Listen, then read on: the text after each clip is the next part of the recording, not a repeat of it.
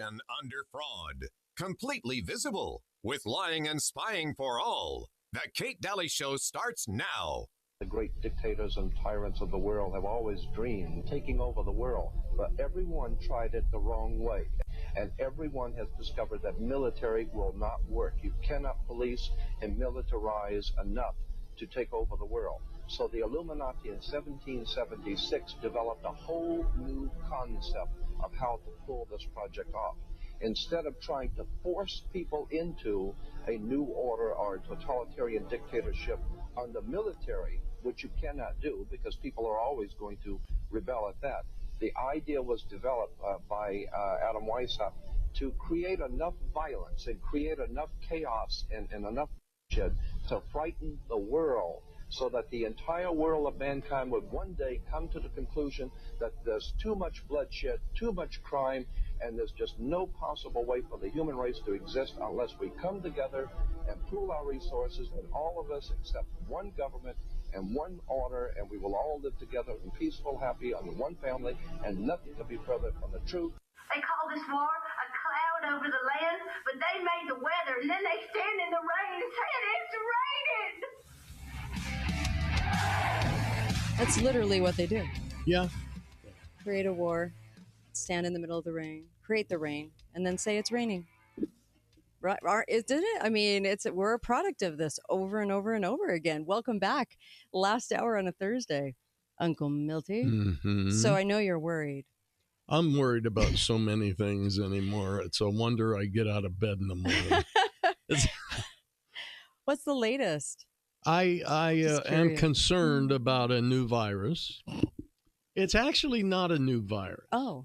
But here's the headline that really shook me up. It's a regurgitated one. Mm-hmm. Global alarm. Alarm over ultra-deadly MPOX crossing borders as the World Health Organization is ready to declare international public health emergency. I'm sorry, M what? And MPOX. And I thought to myself, gee, MPOX, I've never heard of that one. But it turns out that the World Health Organization got together with the CDC and said, everybody made fun of it when we called it monkeypox. Let's shorten the name to MPOX. So that's what they've done.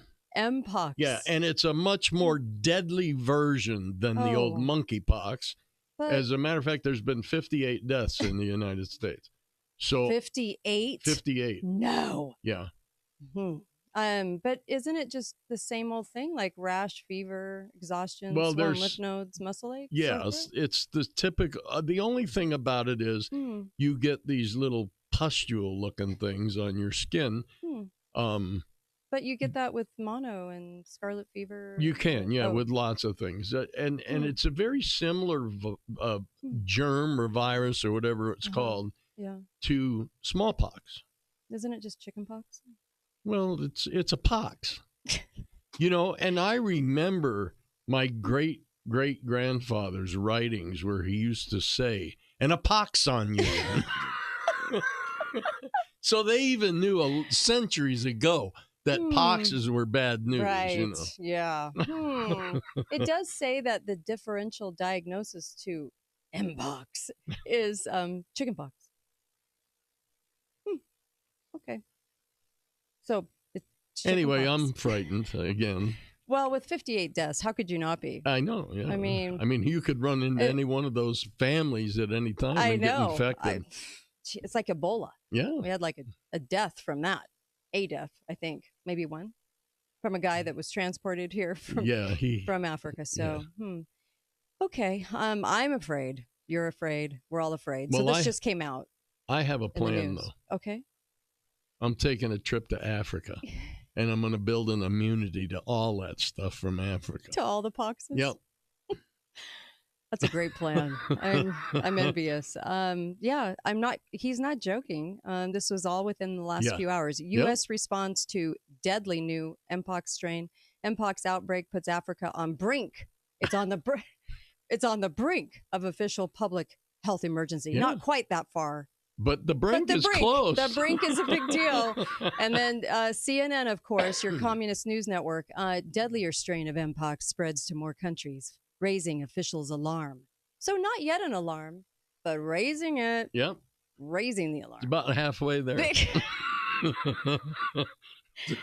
You're either there or you're not. But nope, we'll get those headlines. And I just for the record, I have to say this. This was the 3-year anniversary of this week, 3 years ago, 2021, when I was in the hospital with my husband, and I had to fear that the hospital, real fear, that the hospital was going to do something to him while I was at work. And I was there the whole time, except when I did the show each day. And there were reasons I stayed doing the show for those several days. There were reasons behind that, but for the lack of time that I have to say this, I just want to say I've never seen such deceit, such ignorance, such moronic displays of ghastly proportions than I saw in the ICU. I remember putting on a yellow gown, a paper gown that they told me I had to wear, or I would not be permitted in. And it ended at the knees, and it was this paperish thing. And they said this would keep the COVID cooties away. But my husband, they said, already had it. Okay.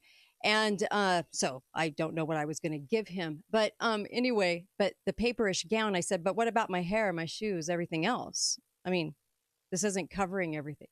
Didn't matter. No logic applied. It was just ghastly what they did to people with remdesivir and a ventilator. That must have been just before they discovered that the COVID virus attacks your feet. Yes, toes first. So I remember saying that. What about my feet and my hair? Yeah. And there was this blank stare because they weren't told what to say when somebody says that by the administration. And the administrations scare me more than anybody. Well, no, I can't say that. The doctors and nurses that were wringing their hands. Oh, COVID's killing everybody. And I'm like, well, what about the drug that was just introduced a month before we even named COVID that Fauci has the patent on, that they named in February of 2020? What about that? How did they already know what the remedy was, right? That they said was the remedy before they even named the big mystery in March. But besides that, why that drug that failed the Ebola test with so much death? Why that one? And why didn't anyone even do a quick 10-minute search on that? I couldn't find a nurse or a doctor that was willing to do a 10-minute search on the internet, even to look up remdesivir. No. But they were certain that it was going to save my husband. And I said, hell no. You're not touching my husband with a ventilator or remdesivir. And we even put it on the board. And we stayed in there. We had a family member in there at all times saying, you will not touch my husband with this protocol, this deadly protocol, because that's what's really killing people, not Blovid. And on top of that, just want to say for the record, they kept the oxygen high. We had to talk them into turning it down and threaten them to turning it down so that his lungs could work, because that was the catalyst of them saying, oh, needs a ventilator. Oh, yeah. Needs a ventilator. And it's horrid what they did without asking any questions, doing any homework. And the administration told them what to do.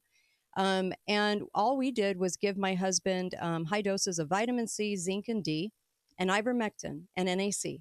And on the 5th day, he was golfing. 3 days in ICU, out into the other part of the hospital so they could observe him. Can't let him go too quick. And then on the 5th day, he was golfing. His D-dimers were through the roof. Numbers were scary, horrible. He had pneumonia. And in the 40s, they used to use high doses of vitamin C to knock out pneumonia very, very quickly. Sure. So I'm so grateful to God, and I'm grateful for the show that I had the knowledge that I did. Many didn't. And I'm so sorry if you lost a loved one in that horrific jumble of a mess that the hospitals did not care to actually look at the truth. And hospital administrators everywhere, basically, when they found out people were going in and asking for vitamin C in high doses, they actually outlawed it and said they were not able to write those scripts anymore. You know, that's more intent, isn't it? Yeah. I'm actually kind of grateful for COVID. Yeah. Because when I started taking all of the protocols, the vitamin C, the quercetin, if you remember at the time, I had some serious lung issues going on. You have a lot of health problems. Anyway. Yeah. And when I started doing all the COVID protocols, figuring if I got something, it was going to kill me, I got better. and better and better. Yeah. And today, my lungs are just as good as yours. Isn't that great? It's amazing. I'm so glad. I'm so glad. You know, the heroes were really those frontline doctors who helped me and helped maybe you with the situation in the hospital. I'm sorry if you had to hire attorneys to fight your administration and your ICUs on what they were doing to people. That was prevalent. A lot of people wrote me. I got thousands of letters and said they were trying to put my loved one on a ventilator when I wasn't there and tried to convince me that's what they wanted. And all kinds of horrific tales came out of that. I don't trust hospitals anymore. I would look at every single drug that they give you. I would look at every single protocol. I would do your homework on every single cotton picking thing when you go to a hospital. They can fix a broken bone, not disease, not illness. No, no, and no.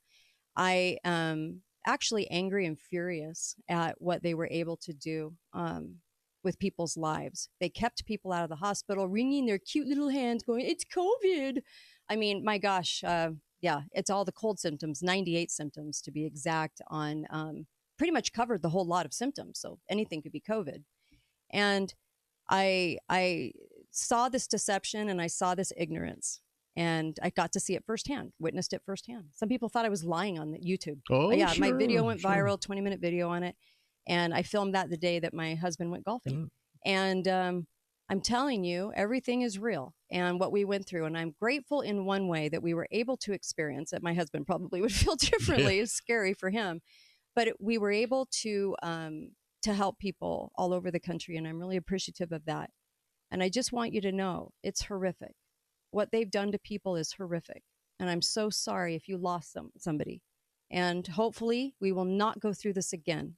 Please don't let us go through anything like this again. Do not trust the hospitals. I put somebody on hospice. Yep. That way you could control the care and get them out of there. Hi, caller. You have 30 seconds. Go. Hi, Kate. Hi, Matthew. Hey. I have I love her dearly, but she's a nurse practitioner, and I've had this go around with her for 3 or 4 years about COVID, about vaccines, remdesivir, everything like that. I had a mild case of COVID once. I don't even know what COVID is. Years. I just got over a case of cold, which is the first time I've been sick in over 4.5 years. Okay. And it's because I take vitamin supplements. Right. I've got to go to a break. I've got to go to a break. But thank you. Thank you for that. Yeah, the supplements. Yeah. Be right back. Kate Daly Show. KateDalyRadio.com.